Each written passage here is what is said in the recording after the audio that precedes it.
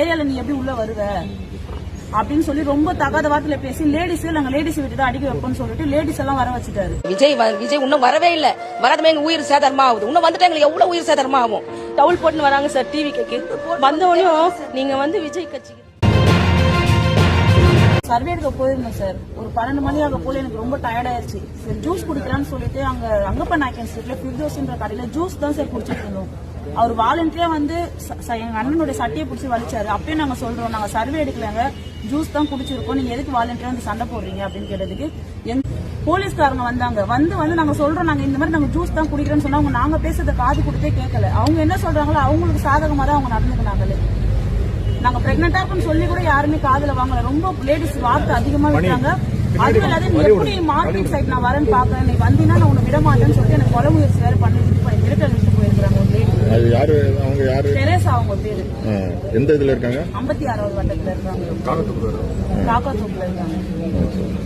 நாங்க சர்வே தான் சார் எடுக்க போனோம். நாங்க வேற எதுவும் தப்பு கூட பண்ணல. அவங்க என்னன்றாங்க, எந்த வீட்டுக்குள்ள போறீங்களோ அந்த வீட்டுல உங்களை கட்டி போட்டுருவோம். நாங்க இந்த ஏரியால இருக்க ஒவ்வொரு வீட்லயும் சொல்லுங்க, தாவைக்கு நான் உள்ள நுழைஞ்சாங்கன்னா கட்டி போட்டு அடிக்கணும்னு சொல்லுங்கன்னு சொல்லிட்டு வார்த்தை இஷ்டத்துக்கு கேட்டாங்க. நாங்க திருட போறோம்னு சொல்றாங்க.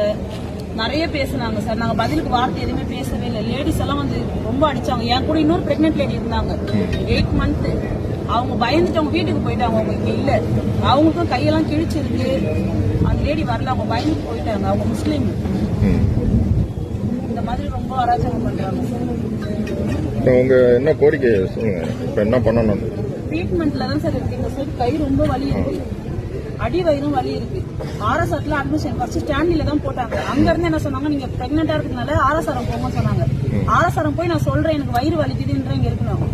ஸ்கேன் எடுத்துட்டு உங்க குழந்தை நல்லா இருக்கு, அதுக்கு மட்டும் நாங்க சொல்ல முடியும். இந்த பெயினுக்காக எங்களால எதுவுமே பண்ண முடியாது. நாங்க பெயின் கில்லர் கொடுக்குறோம்னு சொல்லிட்டு ஒரு 10 போலீஸ் வாலண்டியர் வெளியே வலிச்சிட்டு வந்துட்டாங்க.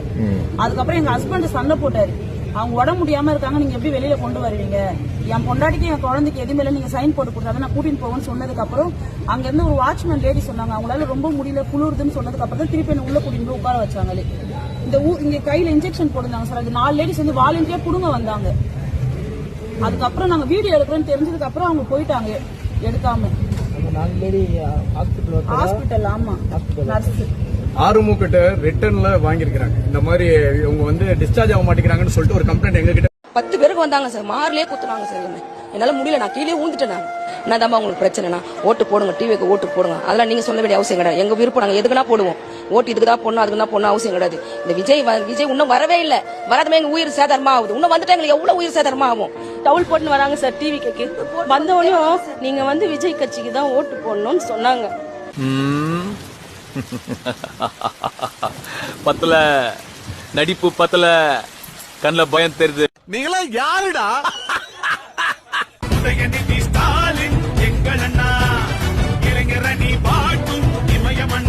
இது என்ன பிரமாதம்? இது விட பெசலைட் ஒண்ணு இருக்கு.